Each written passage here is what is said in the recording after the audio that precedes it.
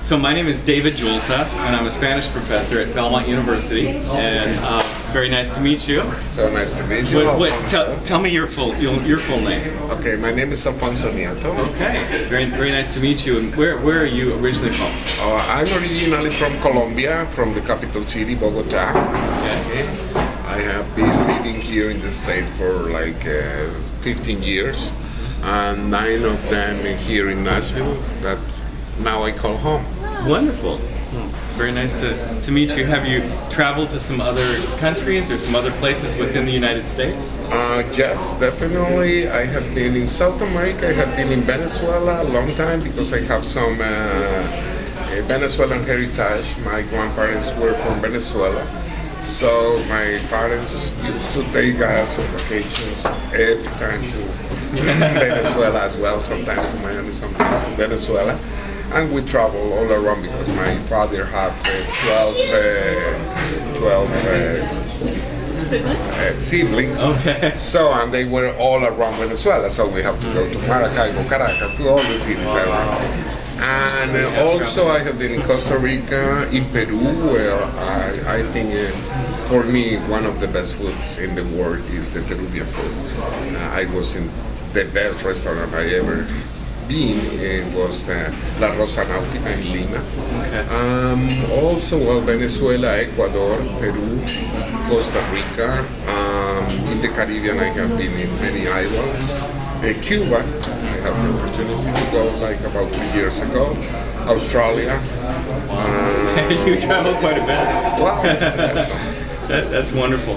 And then talking about the topic of food, and you mentioned how much you enjoyed the Peruvian restaurant. What are some other foods that you enjoy? Some other dishes or restaurants that really come to mind? Yeah, the first one that comes to mind is that the La Rosa Náutica in Lima, Peru.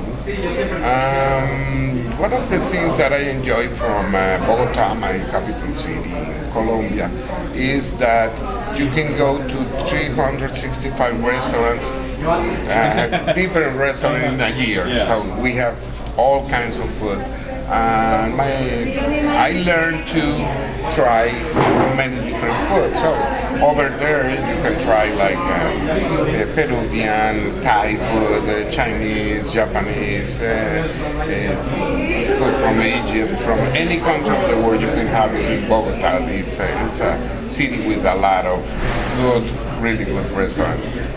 But actually, I used to be more like in the gourmet food, and when I came to the United States, I just started having like homesickness. Then I just started cooking all the Colombian food, the typical Colombian food, and well, actually, I love it. I think for me, it's the best food in the world. How did you learn to cook? Okay, that's a really interesting history. I got married so young. My wife was 16 years old.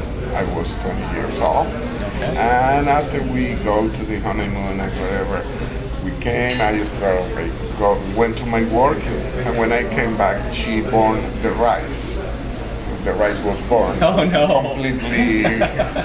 So I say, okay, I think this is not your thing. Let me start, and that's when I started. That's when you learned. Yeah, but that's when I started, and I have been cooking all my life Ever since. Since then. My first wife didn't cook. Actually, with my wife, she doesn't like to cook. She do the dishes. I don't do dishes. Okay. Sounds fair to me. Yeah, and yes, I have been cooking all the time. But I don't know. My heritage came because I was a really bad guy, a bad kid. So my parents didn't want to have me at home in vacations.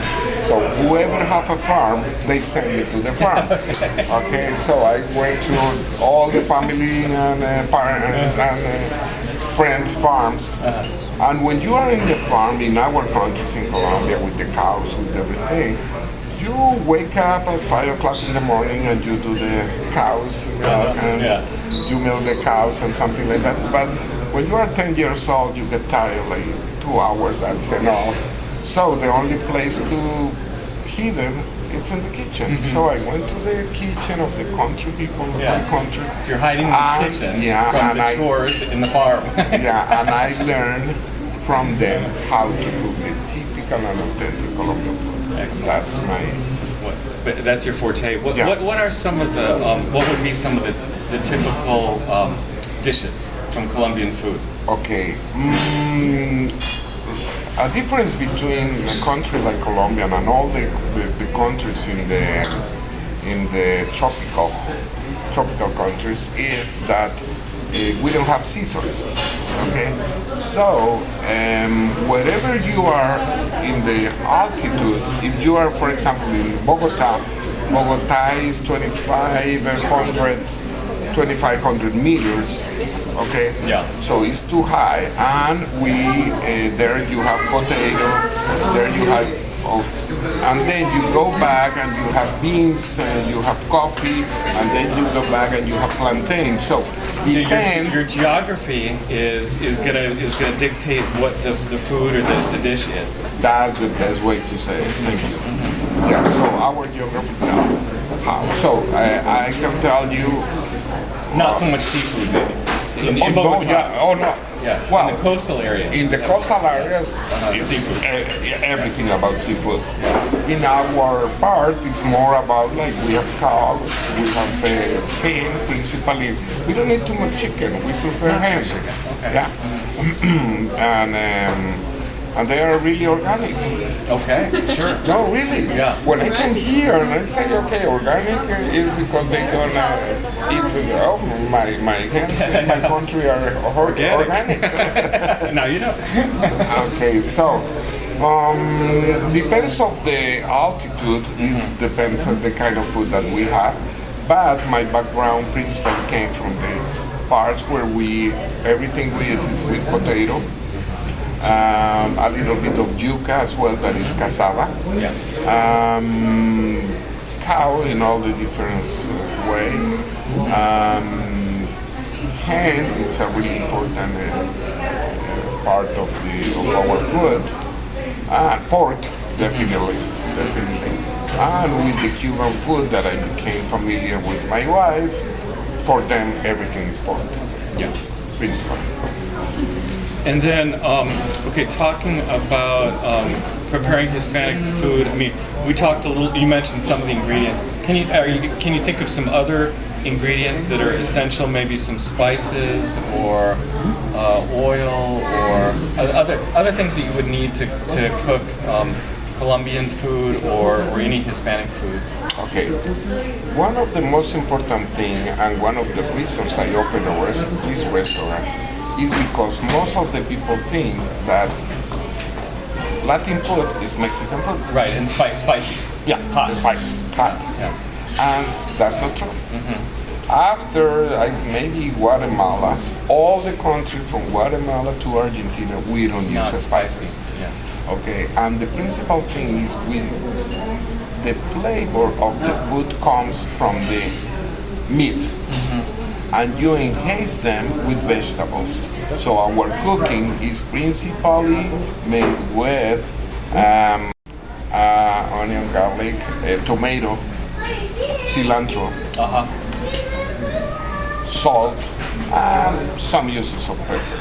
So it's really Principally, when you are going to cook something, you get the flavor of the chicken, and you enhance it with onion, garlic, tomato, and cilantro. so most of those ingredients we could get in Nashville for making Definitely. authentic, high Yes. quality Hispanic. And the most Hispanic. important thing that Puerto Ricans, Dominicans, Cubans, Colombians, Venezuelans, we don't use any powder.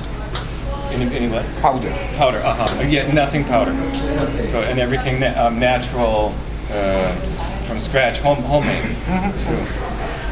Let's see. In your the restaurant. Let's talk a little bit about the restaurant. That's where we are right now in Guantanamera. Guantanamera, yeah. What is the thinking behind the restaurant, and what is the menu? What are the kinds of food that people could try here? Okay, first, Guantanamera came from the song that Yeah. Celia Cruz made famous. Sure. Like, Guantanamera, Guajira, Guantanamera. But my wife is from Guantanamo, Cuba. Okay. So Guantanamera is a woman from Guantanamo. So the name is only half. Okay. So it's named after your wife. One of the principal food is the Cuban food. Because I'm Colombian and all my heritage with the Colombian food, we place a menu with some Colombian. Then I hire a Peruvian chef that is one of the best in town, and we get into the Peruvian. So actually, principally, okay, the focus is on the Cuban, Colombian, and Peruvian food. And I have one dish from the Costa Rican food and one from the Venezuelan food. Okay. But principally we're restaurant Colombian, Cuban, and Peruvian. And what we want is for most of the American to try a different fruit from Latin America, different than the Mexican. Than the Mexican, because it's a menu of items that really you can't find at many other restaurants in Nashville. Very good. We want to make a difference. Yeah. Okay, and then we are looking forward to you visiting Casa Azafran and to the community kitchen there that's called Mesa Comal, where you're going to be teaching a cooking class on August 13th. And so we're really looking forward to that. And I was wondering if you have maybe some ideas about what we might do in that class. Well, the idea is principally to get the people involved in our as I told you. So they are going to see that we can get a flavor from the kitchen for the chicken or from any kind of food. Maybe it's going to be pork. Okay, so we're going to prepare a dish where you can get all the flavor with these vegetables that I told you, and you are going to get a very rich flavor from there.